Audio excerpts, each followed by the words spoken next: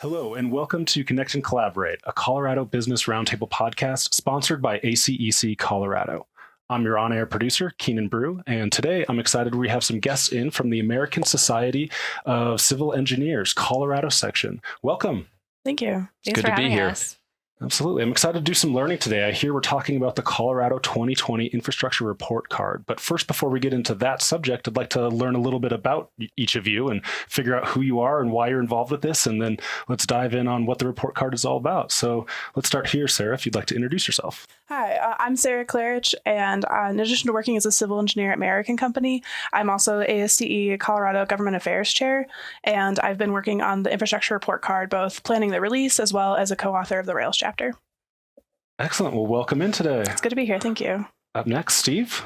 Steve Hakes. I am a project manager at Benish, Alfred Benish & Company. I have experience in bridge engineering. That's my background. And I've been involved here in the report card, mostly on the release side, trying to make sure that all the work that everybody's done is properly, given to the public for their consumption. So that's kind of my role in this report card. Fantastic. And Peyton. I'm Peyton Gibson. I am the chair of the 2020 Colorado Report Card. I have a civil engineering degree from the Colorado School of Mines. And right now I work for the National Academies of Sciences, Engineering, and Medicine on their board for infrastructure and the constructed environment. Well, welcome. Thank you for what you guys are doing in the engineering and design space here. This is really important for all of us who use things like infrastructure on a day-to-day basis, whether or not we're thinking about it each day, but it impacts all of our lives. Who wants to go ahead and give us a little introduction on what the report card is and what the intent of it is? I'll take that. I think that as engineers, we have a responsibility for the infrastructure that we all enjoy every day, and most of us don't even think about. You mentioned it, but I think you might have been prepped a little bit here. Everything we do is affected by infrastructure. From when we wake up and take a shower to go into work, have roads, bridges, clean water, getting rid of all the waste. And we have a responsibility to make sure that's good. And the report card is a great measuring stick for us to verify that what we're doing is working. Have we made improvements? Where can we better use our resources?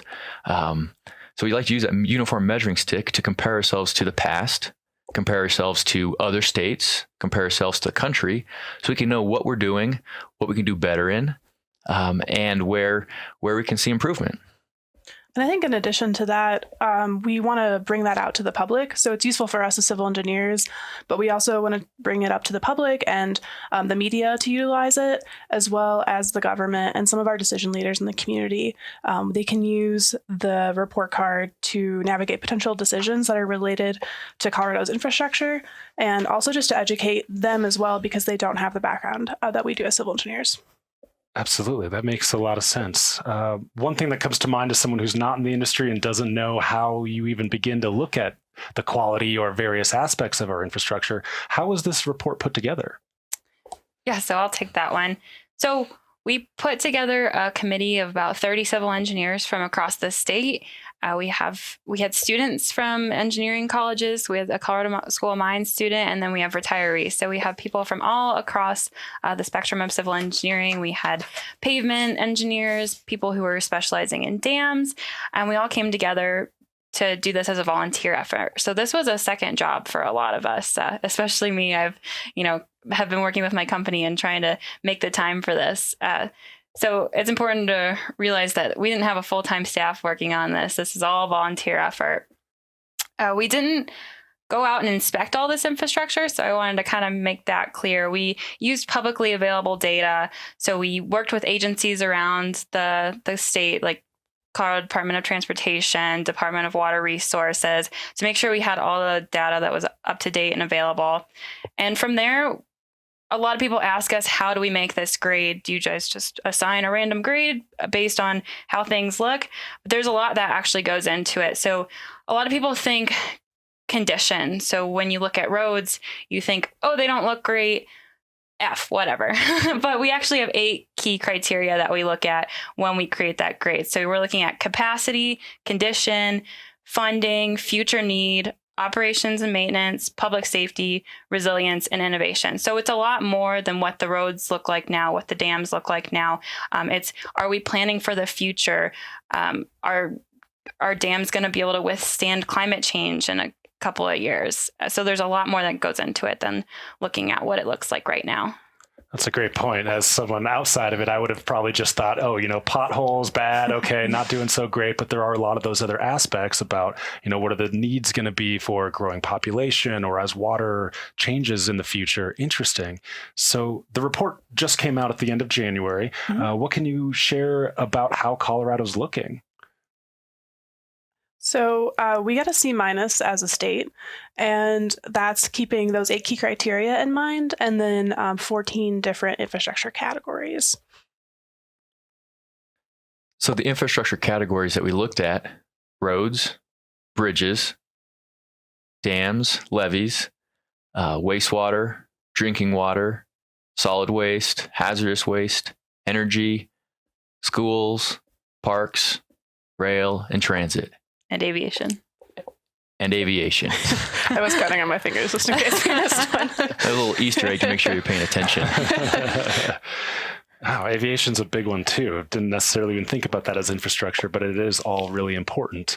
So C-, that heard the phrase C's get degrees. How does that look in your eyes? Is a C- an acceptable grade, or is this something we can inform and try to get better for the next round? How do you guys look at that? How did you get treated by your parents when you got a C in school? C-. C-. Yes. So I was thinking about this the other night. We all have furnaces in our house. I have a furnace, and right now I'd probably grade my furnace a C. It works most of the time. A couple of times recently, it hasn't worked when it's supposed to. I had to go down and reset it. And I think that's kind of maybe a picture people can understand. When you go home, you want to have a warm house. You don't want to worry about your furnace. When you go to work, you don't want to worry about the roads. You want everything to be the way it's supposed to be. So really, we're striving for a B.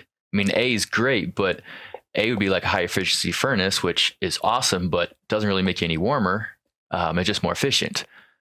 So an A is really good for now and has room for growth in the future. But we understand we're working with very limited funds and resources, and we're trying to make sure that we're meeting a B, which means that things are good for now.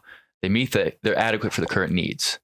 Going back to my furnace story, obviously, if it's not working all the time, it doesn't meet that adequate for current needs. A D means it's not working more than it is, and F means it's not working at all. So think about that with the infrastructure things I mentioned earlier that we encounter every day. How would you grade your experiences with the infrastructure? Maybe. If people ask themselves that question and then look at the report, they might get a little more insight into what they can do as citizens to help make the infrastructure better.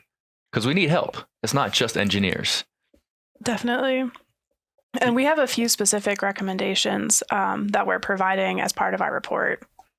Excellent. So, I'm sure we'll be routing our listeners to go check out the full report. What are some of the things right now that you could share that we as regular citizens can do, whether it's, speaking to our politicians or different aspects? What could we do to help you engineers make it a better and better grade for the years to come?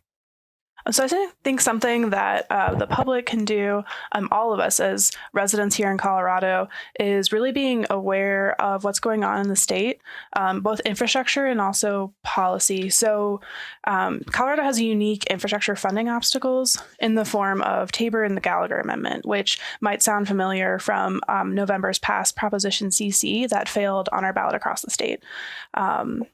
So those are pretty complicated fiscal policies that I don't even have like a full understanding of. But I have done a lot of research and attended a lot of different trainings on it. And one of the results of these measures working together is that voters have a decisive role in infrastructure funding needs being met here in Colorado. So one of the ways that kind of comes out is, for example, in most of the other states in the United States, I think actually all other 49 states, if the state wanted to pass a gas tax, so the legislators would do that themselves and decide to increase funding for transportation, which is what most gas taxes go for. Here in Colorado, that goes directly to the voters. So we have to educate ourselves in what's going on in the government as well as what our infrastructure looks like. Just to put our gas tax situation in perspective, the last time it was raised in Colorado was before I was born. And we're not specifically advocating for a gas tax increase, but that is an example. That is one very direct way to raise funding for infrastructure and transportation specifically that a lot of states look at. And it's just an example of the kind of things that we here in Colorado have that's a lot different than most other states. And so we just need to educate ourselves and then educate the government officials as well so that there's a mutual trust between the public and the government, since that interaction is so important here in Colorado. That's a great point. Colorado has a lot of things going for it, though we also have some unique challenges compared to some of our neighbors, say Utah, and their roads, infrastructure spending bills. It's a lot different than what we do here. And so you're advocating for a little bit more of a conversation working together between professionals like yourselves, people designing and engineering and building the actual stuff, some of the politicians and legislation that can pass and fund these initiatives only with the approval of explicitly given to them by the voters. So you need kind of this dialogue going across and having everyone understand what's going on from the other perspectives. Yeah? Yes, definitely. So going back to our first question, what's the purpose of the report card? It's supposed to bridge that gap so people can understand. Everybody understands a report card. We had them in school. We can say C bad, A good. And when they see it, they might realize, I need to try to do more. And that's one of the goals of the report card, is to educate the normal public that might not understand the intricacies that exist in engineering so that they can make the right decisions and they can be part of the solution. That's a great point. A lot of people love our state of Colorado and have a lot of pride and a sense of place here. And a lot of people hold themselves to a very high standard and wouldn't necessarily like a C for themselves. And so this might be a little bit of a wake-up call without, a big F on it. That's the worst case scenario, but there's definitely room to improve. So this is hopefully a wake-up call for people. All right. So you guys were just about to describe a little bit of what we as regular citizens can do to help improve for a better grade in the future. Mm-hmm. What were some of the areas in the report card that made up the compound of a C minus? What were some of the higher areas? What were some of the lower areas? Right. So Colorado does a pretty good job at aviation. Our Denver International Airport obviously ferries in a lot of people in and out every single day. We're the 5th largest airport in the nation, I think, right now. And at the time of this recording, it might be getting bigger soon. Who knows with the renovation. So we have a B on the aviation grade right now. Our energy grade is looking pretty good too, at a C+. We're doing a lot of work to keep our energy grid in Colorado resilient and updating it to be compatible with green energy in the future. On the lower side, our 2 lowest grades came in at D pluses with levees and schools. Our schools really need attention on the infrastructure side. A lot of the time they get in the news because of, education related topics with teachers and, education in the classroom. But the actual buildings themselves need some love too. So it's definitely, we're excited to release this chapter to get some attention towards that side of the education system.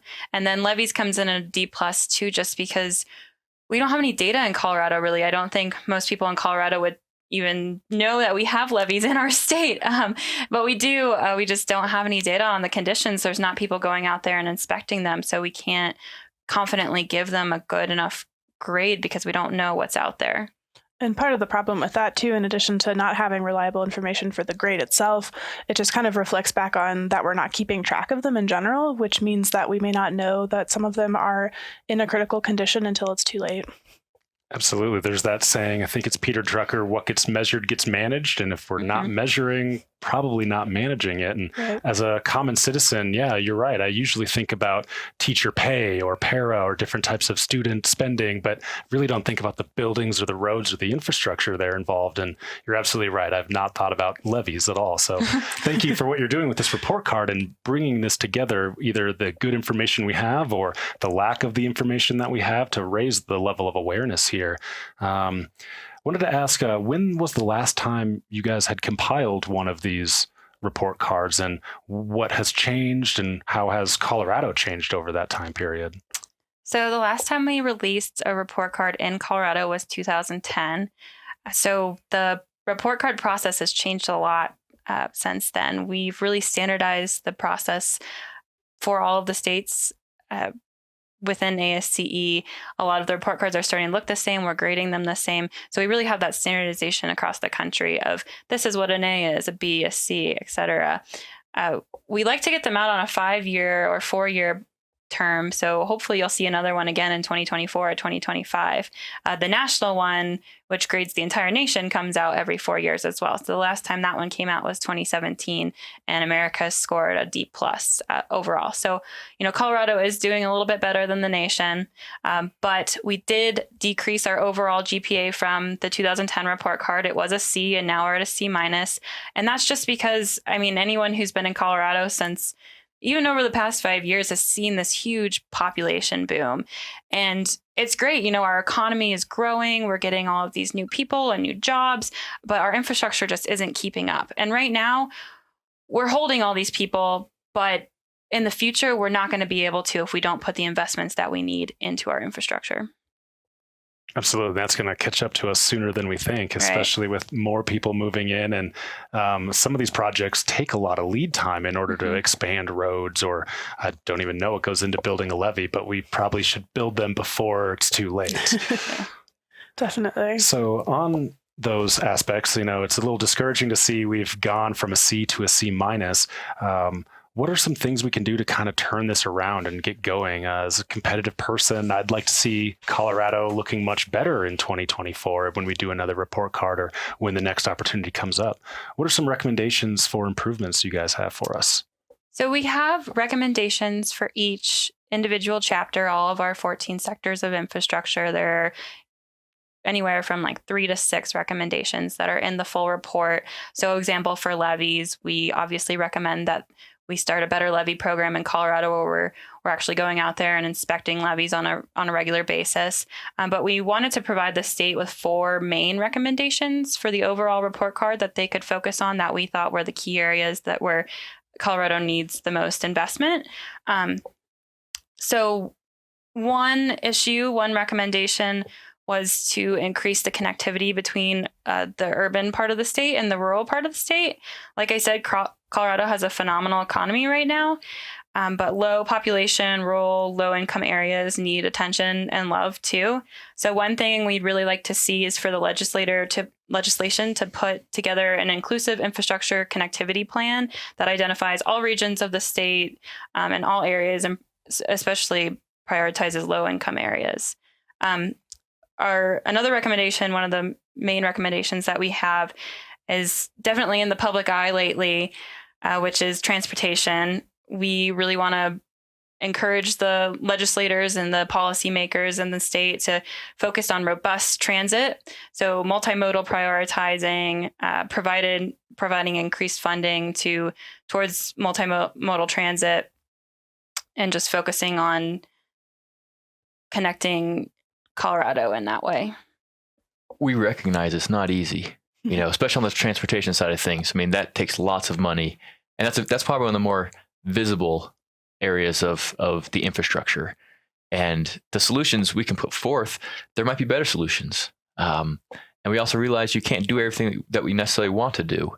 It takes, I think what Peyton's trying to say is it takes some hard decisions to be made by people that are in charge of funding, in charge of allocating funds, to make the changes that need to be made to bring our grade up and to have the capacity to continue to grow in the future. When she was talking about the grades, since 2010, I actually came here since 2010, so I'm part of the problem, I guess.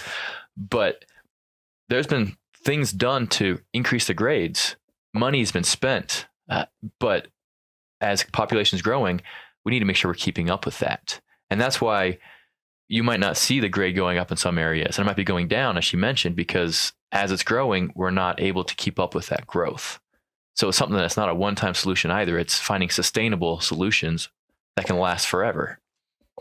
And that growth is something that's helpful when we have new people move to Colorado or businesses come and bring jobs. That's really helpful. But if we don't have the infrastructure in place, maybe it's a little less attractive. If you've heard from your friends how bad traffic is on the commute or how impossible it is to do XYZ, maybe you won't move here as an individual, or maybe a company would avoid it. And so there are real economic implications to having a better grade and having this infrastructure in place. Yeah. Yes, definitely. And I think especially when it comes to some of the grades that we think a little bit not as strongly of, like when just the general public or even like myself on a daily basis, such as hazardous waste, that's also one of our lower grades. And it supports some of the important industries here in Colorado, like mining and agriculture. And so it's not necessarily that we have to get rid of hazardous waste, but we have to make sure that we're maintaining it the correct way. And so that, making sure that there's policies and procedures in place that allows for that is also going to help growth and economy for individuals that are already here, and then also attracting new ones. How, as audience members, could we get involved, learn a little bit more about the specific breakdown of our report card? What else is out there comparative-wise with other states, and what can we take as next steps? So the full report card is available on infrastructurereportcard.org, and you can see the full reports on each infrastructure chapter. So that's all 14 chapters, and the specific recommendations that we've included for each of those, as well as our overall recommendations and executive summary. And that kind of helps the public educate themselves and allows them to provide that information to their legislators as well. And I would encourage everyone to spread the news to anyone who is interested, and definitely anyone who has as a stakeholder in the infrastructure. So legislators, small business owners, every single resident here in Colorado, really. The beautiful thing about it is if you just want to quick find out what it is, just know the grades, you can do that in a couple seconds. You want to dive in, read some executive summaries because you're not an engineer and you don't necessarily care about all the numbers, you can do that in a matter of 10, 15 minutes. And if you're someone that really wants to understand something that affects you, there's numbers and data and charts, and it can take somebody a couple hours to read through all the information, probably more than that, several hours, I would imagine, for those that really want to dive deep. So it's for everybody, the casual, listener, and for someone that really wants to educate themselves and possibly try to make a difference. Yeah, or maybe someone who's seeing a specific issue where they live, they can go check out that chapter and dive more into there. And also we've got our references on there, so see where the information came from, and they can go do more researching if they want to. Excellent. Well, absolutely, we'll be doing that. And really like what you mentioned there as using it as a tool. So not only can I educate myself with this report card, but rather than me reaching out to some politicians saying our roads aren't good, and then just one person, I can point to this report card that is comparing us to many other states using all these data points. And that's something that other people can see. It's an objective measure that we want to improve over time. Definitely. And we're really proud of what we do here in the state of Colorado and a lot of our public, and we're all really proud to live here, I think. And so showing what we've done well as the areas that we can improve upon, I think we're on the same side in that. And so just sharing that information and having the discussion with everybody just so that we can continue to make progress and make Colorado a great place to live for everyone. Well, Sarah, Steve, Peyton, I want to thank you all individually as well as all of your colleagues for the hard work in doing this civil engineering and pulling this information together for this report card. Thank you for the resources. I look forward to checking it out and using it as a tool. Are there any other comments you'd like to close out here with today? Yeah, we'd like to thank ACEC Colorado for being so supportive of our ASCE. Acronyms are very close. Yeah. ASCE Colorado's efforts to get out the message about our report card and what it means to the public. So thank you to ACEC Colorado. Yeah, and thank you to everyone listening. Thank you. Absolutely. Thanks for coming in. Thank you all the listeners out there. Please check out all the additional links, such as the report card here along with the video, and use it, learn, and reach out, and let's improve the infrastructure here in Colorado. Definitely. Thank you. Excellent. Thank Thanks. you.